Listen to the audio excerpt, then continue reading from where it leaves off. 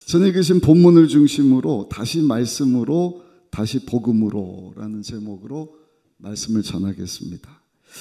이제 해가 바뀌었으니까 금년입니다. 2024년도 우리 교회 표 뭐죠? 다시 말씀으로 복음으로, 다시 말씀으로 복음으로. 왜냐? 말씀이 능력이고 복음이 능력이기 때문입니다. 능력은 헬라어로 두나미스예요. 다이너마이트.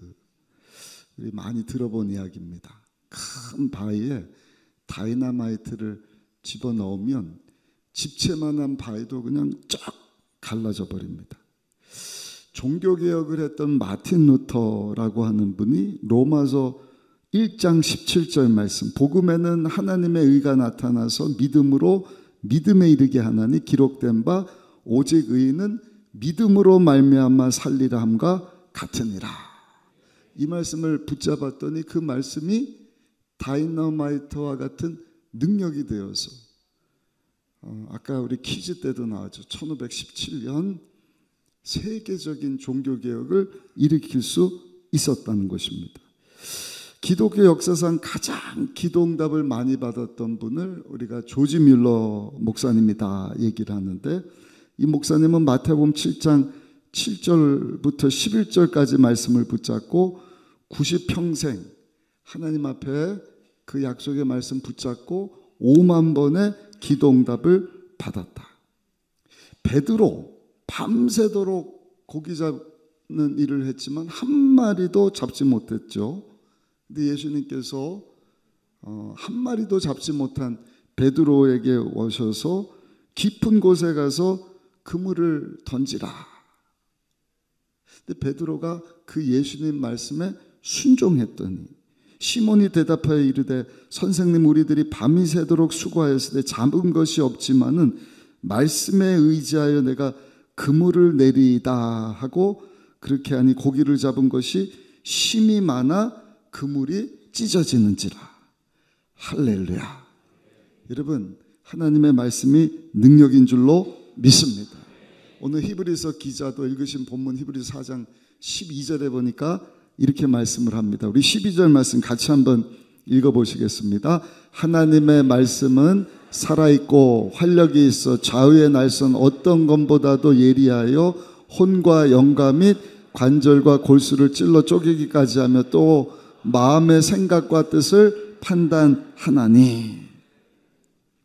히브리서를 기록한 분뿐만 아니라 그 말씀의 능력을 체험했던 베드로 사도도 베드로전서 1장 23절에 보니까 너희가 거듭난 것은 썩어질 씨로 된 것이 아니요 썩지 아니할 씨로 된 것이니 살아있고 항상 있는 하나님의 말씀으로 되었느니라. 하나님 말씀이 능력이다 하는 것을 말씀하는 것입니다. 여러분, 하나님의 말씀은 창조의 능력이 있습니다.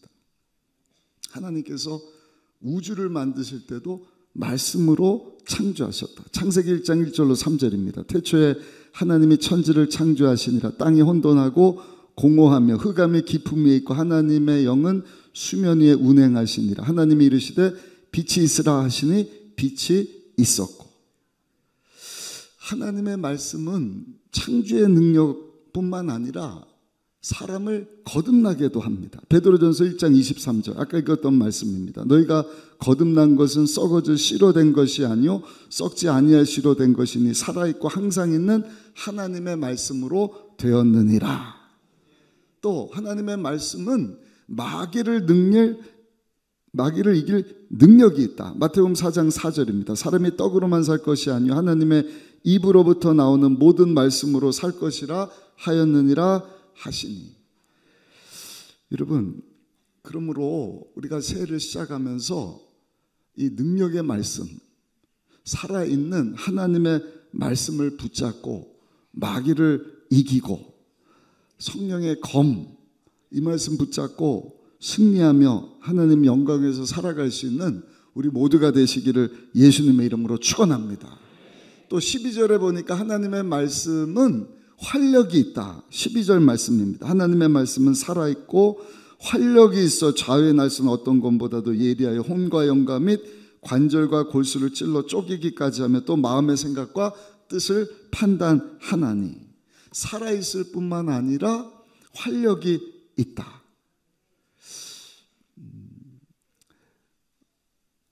연어가 새끼를 낳으면 그 부화된 연어 물고기가 수천 킬로를 떠나서 살지만 죽을 때가 되면 회귀 본능이 있어서 자기가 태어난 곳으로 돌아가지 않습니까? 근데 TV 이런 데 보니까요, 얼마나 그 활기차게 연어가 꼬리를 움직이고 헤엄치면서 돌아가는지, 그냥 막 폭포 같은데 또 점프해서 떨어지면 또 올라가고 또 올라가고 포기하는 법이 없습니다. 그리고 자기가 태어난 곳으로 돌아가는 것을 봅니다. 우리 인간의 본능도 본능적으로 영의 양식인 하나님의 말씀을 사모하도록 하나님께서 만드셨어요. 사람이 졸리면 잠을 자야 합니다. 배고프면 밥을 먹어야 합니다. 영적으로 살아있는 성도라고 한다면 하나님의 말씀을 사모하게 되어 있다는 것입니다.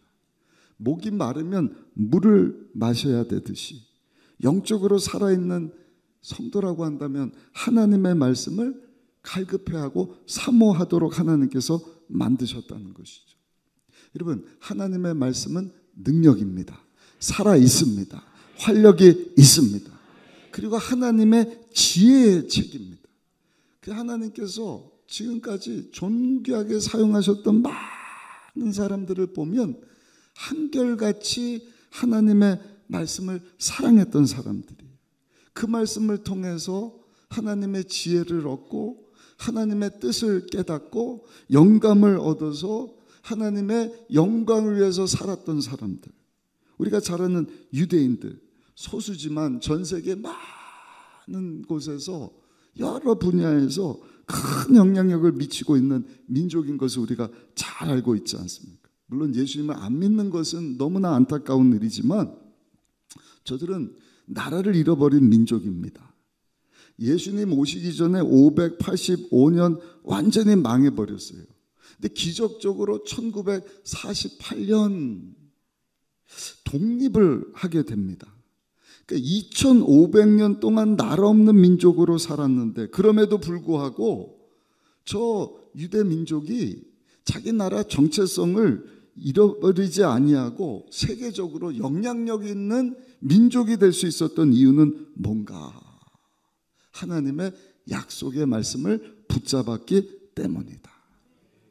지금도 유대인들 가정에 가서 보면은요, 쉐마라고 하는 작은 가죽 상자를 가지고 그 안에 하나님께서 약속하자 하고 언약 맺으셨던 그 말씀, 특별히 신명기 6장 4절부터 9절까지 약속의 말씀을 집어넣고 아침 저녁으로 그 말씀을 읽는다고 합니다.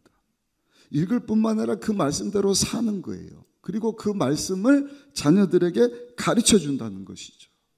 그 말씀의 내용이 무엇인지 우리 한번 같이 읽어보실까요? 신명기 6장 4절부터 9절까지 말씀 함께 읽어보시겠습니다. 이스라엘아 들으라. 우리 하나님 야훼는 오직 유일한 야훼시니 너는 마음을 다하고 뜻을 다하고 힘을 다하여 내 하나님 야훼를 사랑하라. 오늘 내가 내게 명하는 이 말씀을 너는 마음에 새기고 내 자녀에게 부지런히 가르치며 집에 앉았을 때에든지 길을 갈 때에든지 누워있을 때에든지 일어날 때에든지 이 말씀을 강론할 것이며 너는 또 그것을 내 손목에 매어 기호를 삼으며 내 미간에 붙여 표로 삼고 또 내 집 문설주와 바깥문에 기록할지니라. 아멘.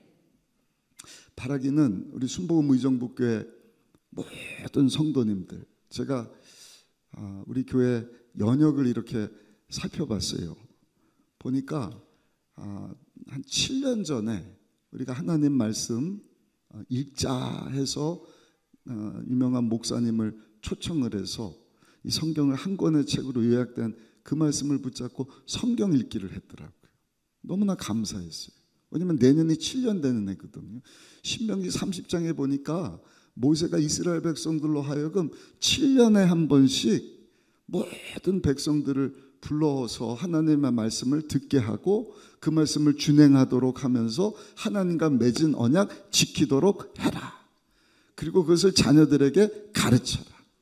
심지어는 너희들이 들어가서 차지하게 될 그 땅에 살고 있는 그 민족의 자녀들에게까지 그 말씀을 가르치도록 해라. 여러분, 하나님의 말씀은 능력입니다. 살아 있습니다. 활력이 있습니다. 하나님의 지혜의 책인 것입니다.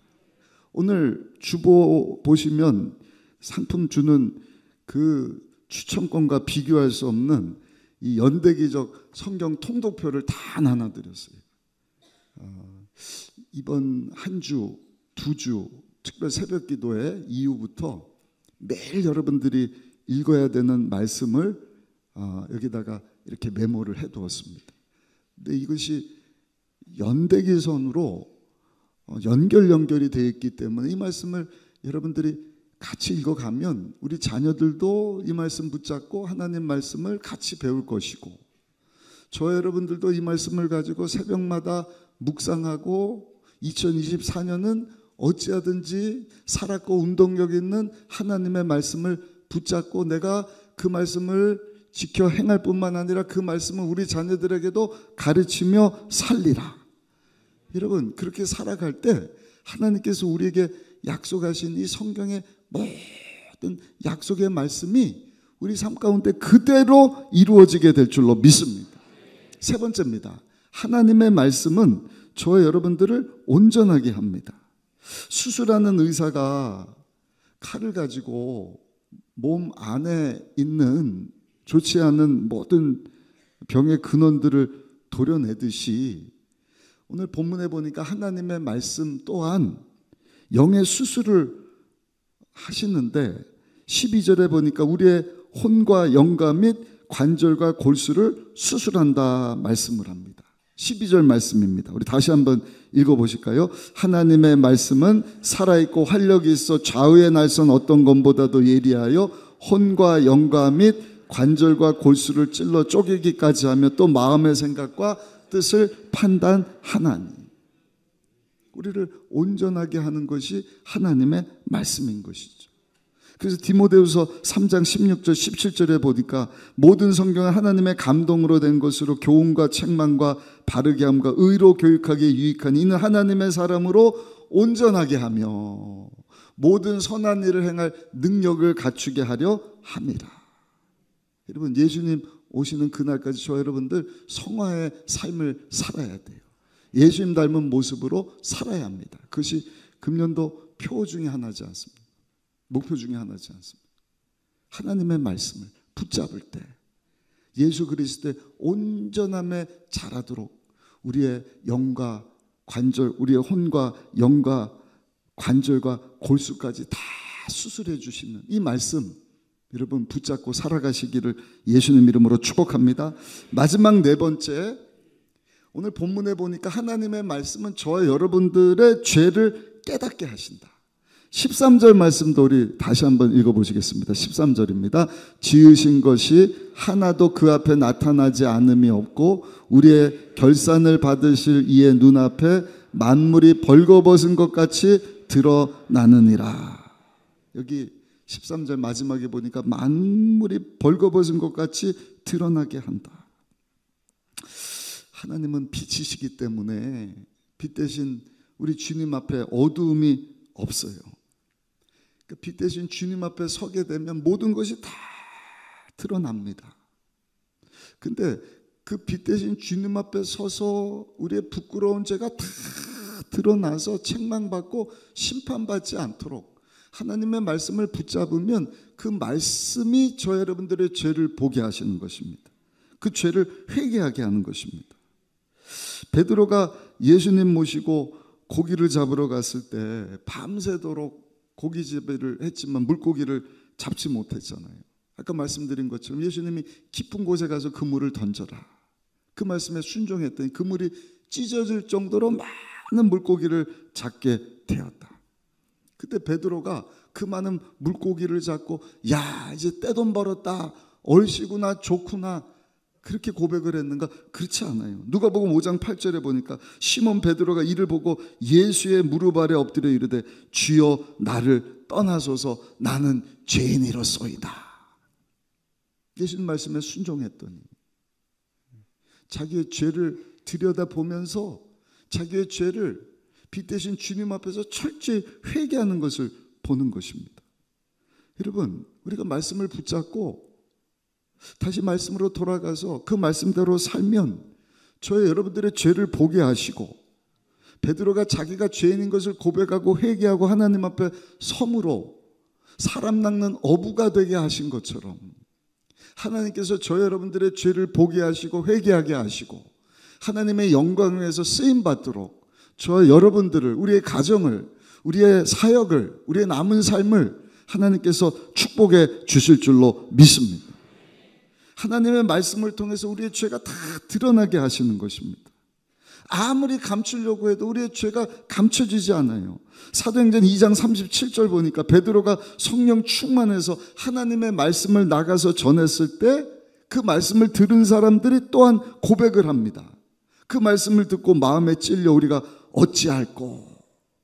그 말씀 앞에 자기의 죄를 보면서 하나님 앞에 또 회개하는 모습을 보지 않습니다. 여러분, 그래서 하나님의 말씀이 능력인 것입니다. 그 말씀이 우리의 죄를 보게 하고 우리를 온전함에 이르기 때문에 우리가 다시 말씀으로 돌아가기를 원하는 것이죠. 근데 여러분, 하나님께서 아무리 보셔도 보이지 않는 죄가 있어요. 보실 수 없는 죄가 있어요. 그것이 어떤 죄인지 아십니까?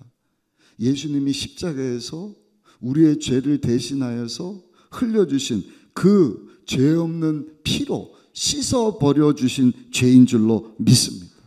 그 죄는요, 하나님이 볼 수도 없으실 뿐만 아니라 기억하지도 아니하시겠다. 전능하신 하나님의 눈으로 빛 대신 하나님 앞에 드러나지 않을 것이, 감춰줄 수 있는 것이 아무것도 없는데, 모르는 것이 없으신 하나님께서 절대로 볼 수 없는 죄가 있으니 그것이 바로 하나님의 아들 예수님이 십자가에서 우리의 죄를 대신해서 흘려주신 그 피로 씻어낸 죄인 줄로 믿습니다. 보혈이 능력인 것입니다. 요한일서 1장 7절입니다. 그가 빛 가운데 계신 것 같이 우리도 빛 가운데 행하면 우리가 서로 사귐이 있고 그 아들 예수의 피가 우리를 모든 죄에서 깨끗하게 하실 것이요. 여러분, 예수님이 십자가에서 흘려주신 예수님의 죄 없는 피가 능력인 줄로 믿습니다. 우리의 죄를 흰눈보다 양털보다 희도로 깨끗이 씻어내는 능력이 되는 것입니다. 그 보배로운 피를 의지할 때 우리가 죄사함을 받고 하나님의 자녀가 되고 하나님 예비하신 아름다운 천국으로 나아갈 수 있게 되는 줄로 믿습니다. 그것이 복음이지 않습니까? 그래서 내년에는요, 다시 말씀으로, 다시 복음으로 돌아가기를 원하는 것입니다. 요한일서 1장 9절의 말씀을 합니다. 만일 우리가 우리 죄를 자백하면 그는 미쁘시고 의로우사 우리 죄를 사하시며 우리를 모든 불의에서 깨끗하게 하실 것이요. 아무리 우리의 죄가 머리털같이 많다 할지라도, 주홍같이 진홍같이 붉다 할지라도 흰눈보다 양털보다 희게 하실 것이다. 결론입니다. 하나님께서 존귀하게 사용하신 사람들은 한결같이 하나님의 말씀을 사랑했던 사람들이었습니다. 하나님의 말씀을 통해서 하나님의 지혜를 얻고 하나님의 영감을 얻고 하나님의 선하시고 기뻐하시고 온전한 뜻이 무엇인지 알고 세상과 구별된 이 세대를 본받지 않고 하나님의 영광을 위하여서 살았던 사람들. 여러분, 하나님의 말씀은 살아 있습니다. 활력이 있습니다. 예수님을 닮아가도록 우리의 영과 혼과 및 관절과 골수를 찔러 수술시켜 주시는 것이 하나님의 말씀인 것입니다. 그리고 예수님께서 십자가에서 흘리신 보혈을 의지하여서 우리의 죄를 들여다보게 하시고 그 보혈을 의지하여서 우리의 죄를 다 씻어 의롭게 하시고 하나님의 자녀답게 하나님의 영광 위에서 살게 하시는 하나님의 말씀, 예수 그리스도의 보혈의 능력. 여러분, 그 말씀, 그 능력 붙잡고 2024년 아니 남은 삶 동안 하나님 영광에서 살아갈 수 있는 저 여러분들 모두가 다 되시기를 예수님의 이름으로 축원합니다. 축원합니다.